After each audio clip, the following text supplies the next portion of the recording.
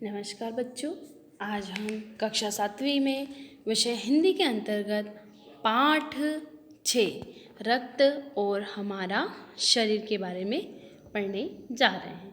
रक्त और हमारा शरीर, इस पाठ का हम सबसे पहले परिचय पढ़ेंगे। पाठ परिचय के अंतर्गत हम देखते हैं कि प्रस्तुत निबंध में लेखक ने रक्त और हमारे शरीर के बारे में रोचक शैली में पर्याप्त जानकारी उपलब्ध कराई है। रक्त की संरचना, रक्त में उपस्थित विभिन्न पदार्थों की कमी से उत्पन्न होने वाले रोग आदि के बारे में बताया है। भोजन की पौष्टिकता, पर्याप्त साफ सफाई स्वास्थ्य के लिए अति आवश्यक है। स्वस्थ व्यक्ति को रक्तदान हमेशा अवश्य करना चाहिए। इसके द्वारा अनेक व्यक्तियों की जीवन रक्षा हो सकती है। रक्त गद्यांशों की हम सप्रसंग व्याख्या करेंगे। यह जानने के लिए तुम्हें रक्त के बारे में जानना, डॉक्टर दीदी ने कहा। क्या कहा कि यह जानने के लिए तुम्हें रक्त के बारे में जानना ज़रूरी है। फिर बोली, अनिल देखने में लाल द्रव के समान दिखता है, किंतु इसे सूक्ष्मदर्शी द्वारा तो यह भानुमति के पिटारे से कम नहीं है। मोटे तौर पर इसके दो भाग होते हैं। एक भाग वह होता है जो तरल है, जो कि प्लाज्मा, जिसे हम प्लाज्मा कहते हैं, और दूसरा वह जिसमें छोटे बड़े कई कण होते हैं, कुछ लाल तो कुछ सफ़ेद और कुछ ऐसे कोई रंग नहीं, जिन्हें विषाणु यानी कि प्लेटलेट कण कहते हैं। इसके हम पहले कठिन शब्दार्थों को देखेंगे। इसके कठिन शब्दार्थ हैं सूक्ष्मदर्शी यानी कि आँखों से दिखाई न दे, सूक्ष्म वस्तुओं को दिखाने वाला यंत्र सूक्ष्मदर्शी कहलाता है। प्लाज्मा क्या होता है? तो प्लाज्मा वो होता है जो कि तरल के बीच का पदार्थ या गाढ़ा घोल हो जाता है। प्लाज्मा जो है वो एक प्रकार का तरल पदार्थ या ठोस गाढ़ा घोल होता है। बिंबाणु रक्त के रंग रहित कण होते हैं। बिंबाणु क्या होते हैं? रक्त के रंग रहित कण होते हैं। सबसे पहले हम इस पाठ का संदर्भ प्रसंग देखेंगे। इसका संदर्भ प्रसंग है कि प्रस्तुत गद्यांश हमारी पाठ्य पुस्तक वसंत के रक्त और हमारा शरीर नामक पाठ से लिया गया है। इसके लेखक यतीश अग्रवाल हैं और लेखक रक्त की संरचना के बारे में हमें बताते हैं। ठीक है, लेखक ने क्या बताया यहाँ पे कि रक्त संरचना के बारे में बताया है। इसकी व्याख्या इस प्रकार है कि लेखक कहते हैं कि डॉक्टर दीदी जो हैं वो बोलती है कि एनीमिया, ये सुन डॉक्टर दीदी बोली कि एनीमिया, तो सुनकर अनिल के मन में इसके बारे में जानने की इच्छा हुई। तो डॉक्टर दीदी ने कहा कि एनीमिया जो है, उसको एनीमिया जानने की जो इच्छा हुई तो डॉक्टर दीदी ने कहा कि एनीमिया के बारे में जानने से पहले तुम्हें खून के बारे में समझना होगा। व्याख्या है इसकी इस प्रकार है व्याख्या कि लेखक कहते हैं कि डॉक्टर दीदी बोली, एनीमिया सुनकर अनिल के मन में इसके बारे में जानने की इच्छा हुई। तो डॉक्टर दीदी ने कहा कि एनीमिया के बारे में जानने से पहले तुम्हें खून के बारे में समझना होगा। हमारा लाल रक्त द्रव के समान दिखाई देता है। हमारा लाल रक्त है वो किसके समान दिखाई देता है? द्रव के समान। परंतु यदि सूक्ष्मदर्शी यानी कि माइक्रोस्कोप जो यंत्र है उससे अगर हम देखें तो निश्चय ही यह भानुमति के पिटारे से कम नहीं है। भानुमति का पिटारा यानी अनेक अलग अलग प्रकार की वस्तुओं को संकलित करके बनाई गई कोई एक वस्तु। भानुमति का पिटारा हम किससे कह सकते हैं कि भानुमति का पिटारा हम उससे कहेंगे कि अलग अलग प्रकार की वस्तुओं को संकलित करके बनाई गई कोई एक वस्तु। स्पष्ट है कि रक्त भी कुछ इसी प्रकार बना है। मुख्य रूप से रक्त के दो भाग होते हैं। पहला भाग यानी कि एक भाग होता है तरल जो कि द्रव है, और रक्त के तरल भाग को प्लाज्मा भी हम कहते हैं। और रक्त के जो दूसरा भाग है रक्त का, उसको हम बिंबाणु कहते हैं। बिंबाणु जो है उसके छोटे छोटे अनेक तरह के कण हैं, जिनमें कुछ लाल, कुछ सफ़ेद तथा कुछ रंगहीन होते हैं। ये कण प्लाज्मा में तैरते रहते हैं। काय में तैरते हैं ये कण? प्लाज्मा के अंदर तैरते हैं। लाल कण बनावट में बालूशाही की तरह ही होते हैं, गोल और दोनों तरफ अवतल यानी बीच में डूबे हुए। रक्त की एक बूंद में इनकी संख्या लाखों में होती है। यदि हम 1 मिलीमीटर रक्त लें तो उसमें हमें 40 से 55 लाख कण मिलेंगे। इसके कारण ही हमें रक्त लाल रंग का नजर आता है। ये कण शरीर के लिए दिन रात काम करते हैं। सांस लेने, हवा साफ करने से जो हमें ऑक्सीजन प्राप्त करते हैं उसे शरीर के हर हिस्से में पहुंचाने का काम इन कणों का ही होता है। इनका जीवन काल लगभग 4 महीने होता है। पहले हम इस पाठ की कठिन शब्दार्थ और इसका सप्रसंग व्याख्यान देखेंगे। संदर्भ प्रसंग कठिन शब्दार्थ के अंतर्गत हम देखेंगे अवतल। अवतल का अर्थ होता है दबे हुए तल वाला। ऑक्सीजन यानी कि शरीर के लिए अत्यंत आवश्यक एक गैस जो हम अपने मुंह के द्वारा या नाक के द्वारा लेते हैं। उसका सप्रसंग संदर्भ और प्रसंग है कि प्रस्तुत पाठ गद्यांश हमारी पाठ्य पुस्तक वसंत के रक्त और हमारा शरीर नामक पाठ से लिया गया है। इसके लेखक हैं यतीश जी अग्रवाल। यहाँ लेखक ने रक्त के लाल कणों की रचना एवं कार्यों का वर्णन किया है।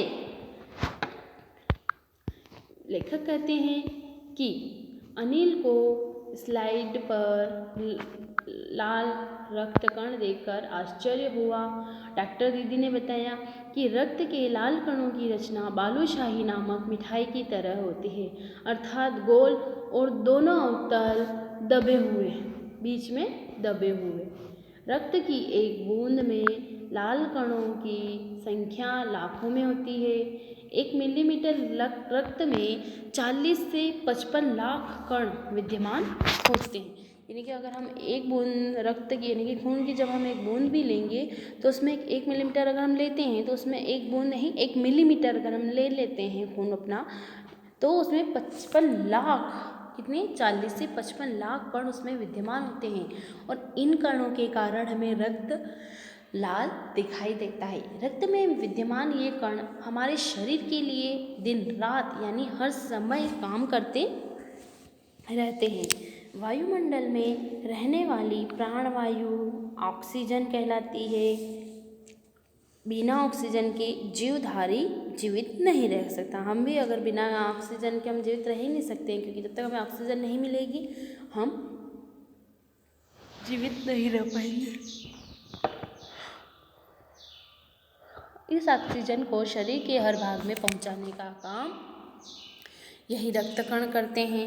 इन रक्त कणों का जीवन काल लगभग 4 महीने होता है।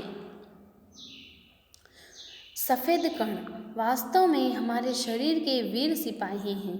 जब रोगाणु शरीर पर धावा बोलने की कोशिश करते हैं तो सफ़ेद कण उनसे डटकर मुकाबला करते हैं और जहाँ तक संभव हो पाता है रोगाणुओं को भीतर नहीं घर बनाने देते हैं। बस संक्षिप्त में ये मान लो कि वे बहुत से रोगों से हमारी रक्षा करते हैं।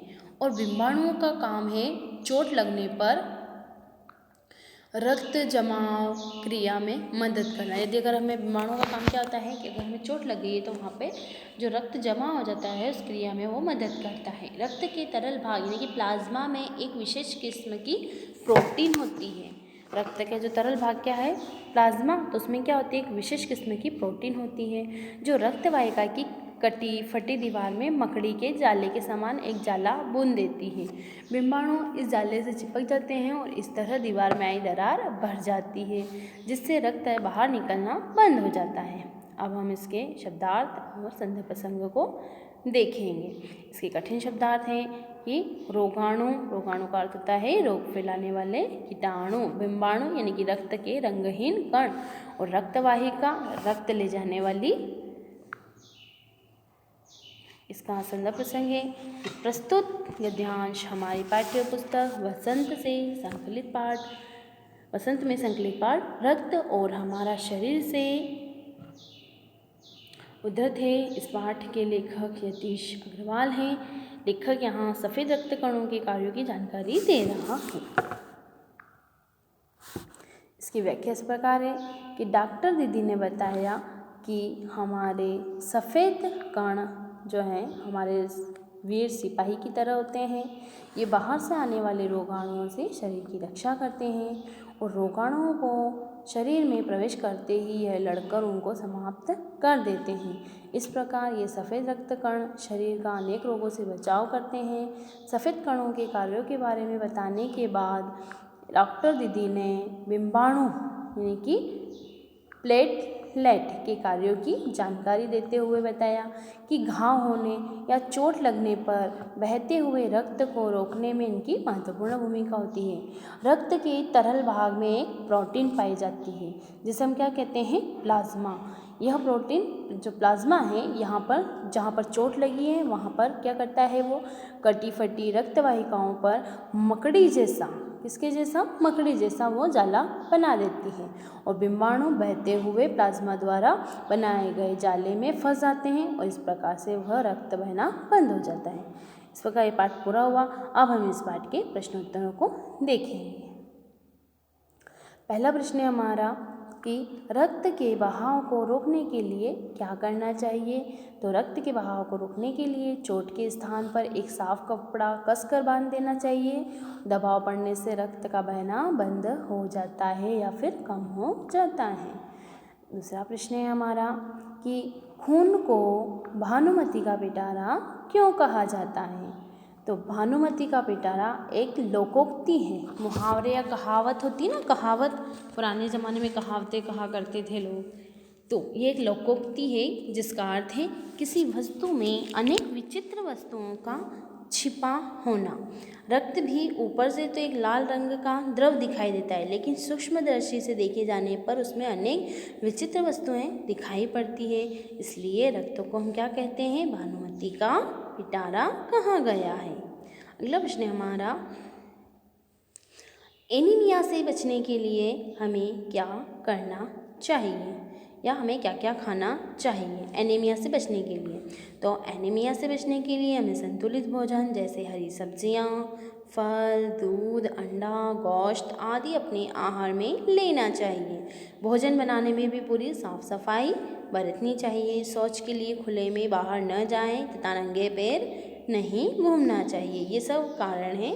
तो अगर ये हम सब खाने में अच्छी चीज़ें का प्रयोग करें तो हम एनीमिया से बच सकते हैं। अगला प्रश्न है हमारा कि पेट में कीड़े क्यों हो जाते हैं और इनसे कैसे बचा जा सकता है। तो पेट में कीड़े दूषित भोज्य पदार्थों के सेवन से हो जाते हैं और इनसे बचने के लिए हमें पूरी सफाई के साथ बनाए खाद्य पदार्थों को ही खाना चाहिए कि न कि बासी खाना या खुले में पड़ा हुआ खाना, मक्खियाँ भिन भिना रही है उस पर, मच्छर गिर रहे हैं उस खाने को हमें नहीं खाना चाहिए। और भोजन से पहले हमें हाथों को अच्छी तरह धो लेना चाहिए और स्वच्छ जल हमें पीना चाहिए, तो हमारे पेट में कीड़े नहीं होते हैं। रक्त में सफ़ेद कणों को वीर सिपाही क्यों कहा गया है। तो रक्त में सफ़ेद कण बाहर से शरीर में प्रवेश करने वाले रोगाणुओं का सामना करके उन्हें नष्ट कर देते हैं। रक्त के जो सफ़ेद कण हैं उन्हें वीर सिपाही इसलिए कह रहे हैं क्योंकि वो क्या करते हैं कि बाहर से जो प्रवेश करने वाले रोगाणु हैं हमारे शरीर के, जो हम बाहर से हमें कुछ रोगाणु होते हैं, कीटाणु, वो हमारे शरीर को सामना करते हैं और उन्हें नष्ट कर देते हैं। इस प्रकार ये बहुत से रोगों में शरीर की रक्षा करते हैं, इसलिए इन्हें शरीर के वीर सिपाही कहा गया है। अगला प्रश्न है हमारा कि ब्लड बैंक में रक्तदान से क्या लाभ हैं। तो ब्लड बैंक में विभिन्न वर्गों का रक्त संग्रहित रहता है। यह रक्त रक्तदान करने वाले व्यक्तियों से प्राप्त होता है। जब किसी व्यक्ति को रक्त चढ़ाने की आवश्यकता होती है तो उसके वर्ग का रक्त ब्लड बैंक से मिल सकता है। इससे रोगी को जीवनदान प्राप्त होता है। इसलिए ब्लड बैंकों में रक्तदान करना बहुत पुण्य का काम होता है। अगला प्रश्न है हमारा, सांस लेने पर शुद्ध वायु से जो ऑक्सीजन प्राप्त होती है उसे शरीर के हर हिस्से में कौन पहुंचाता है। सफ़ेद कण, सांस नली, लाल कण या फेफड़े। तो इसका सही उत्तर है लाल कण। लाल कण है वो फैला क्या, लाल कण जो है हमें क्या करते हैं, शुद्ध वायु जो है ऑक्सीजन प्राप्त होती है ना, तो उससे शरीर को हर हिस्से में लाल कण पहुंचाते हैं। अगला प्रश्न है हमारा, रक्त में हीमोग्लोबिन के लिए किस खनिज की आवश्यकता पड़ती है, जस्ता, शीशा, लोहा, प्लेटिनम। तो लोहा, लोहे की हमें आवश्यकता पड़ती है। लोहा, लोहे की चीज़ ये नहीं कि लोहे के सरिये, लोहे के टेबल बेंच अगर कुछ बने हुए हैं, लोहे के कील वगैरह, ये नहीं। लोहा एक तत्व है जो हमें हमारे शरीर के लिए बहुत ज़रूरी है। अगला प्रश्न है हमारा, बिंबाणु, बिंबाणु प्लेटलेट कण की किस बीमारी से पाई जाती है। बिंबाणु जो हैं, प्लेटलेट कण जो हैं, उसकी किस बीमारी से में पाई जाती हैं। तो टाइफाइड, मलेरिया, डेंगू, फाइलेरिया। तो डेंगू किस में पाया जाता है, यह डेंगू में पाया जाता है। अगला है हमारा, इस पाठ में दिए गए मुहावरों और कहावतों को पढ़िए और वाक्यों में प्रयोग इसका कीजिए। पहला है हमारा, भानुमति का पिटारा, दस्तक देना, धावा बोलना, घर करना और पीठ ठोकना। तो हम पहले लेते हैं भानुमति का पिटारा। भानुमति का पिटारा,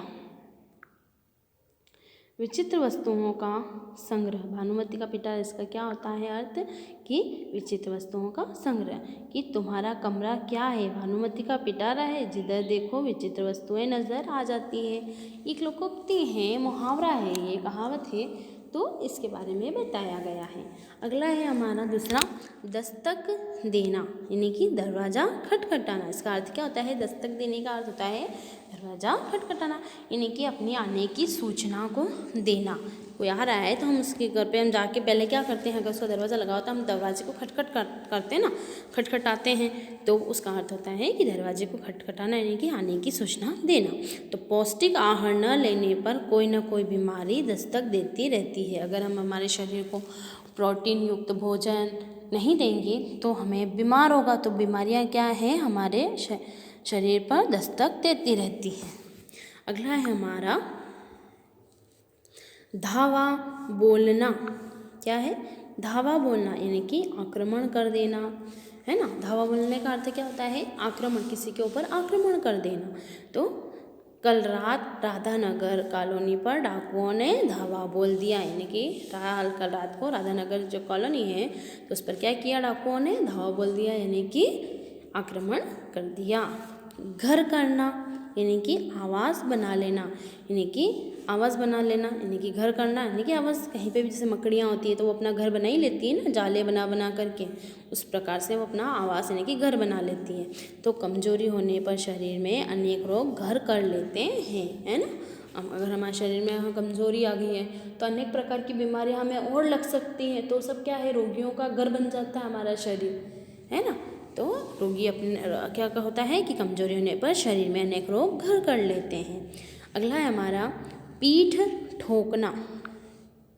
क्या है, पीठ ठोकना, तो शाबाशी देना। पीठ ठोकने का अर्थ क्या होता है, शाबाशी देना, यानी कि उत्साह बढ़ाना। तो चोरी की 18 कारें और वाहन चोरों को पकड़ लेने पर एसएसपी ने पुलिस की खूब पीठ ठोकी, यानी कि जो इतनी सारी गाड़ियाँ वगैरह ये सब, मतलब कि पीठ ठोकने का पहले अर्थ क्या होता है, किसी का उत्साह बढ़ाना या शाबाशी देना। तब शाबाशी का अच्छा कार्य करते हैं तो ही हमें शाबाशी मिलती है, यानी कि हमारी पीठ ठोकती है। मारने वाले से अर्थ नहीं है पीठ ठोकने का, शाबाशी मिलने से अर्थ है। तो पुलिस ने क्या करा कि चोरों की जो 18 कारें और वाहन जो चोर थे उन चोरों को पकड़ लेने पर एसपी द्वारा उन पुलिस की खूब पीठ ठोकी गई, यानी कि उन्हें बहुत ही शाबाशी दी गई। इस प्रकार हमारा यह पाठ भी पूरा हुआ और इस पाठ के प्रश्न उत्तर भी पूरे हुए। आप सभी प्रश्न उत्तर अपनी कॉपी में लिखेंगे और मुझसे चेक करवाएंगे। धन्यवाद।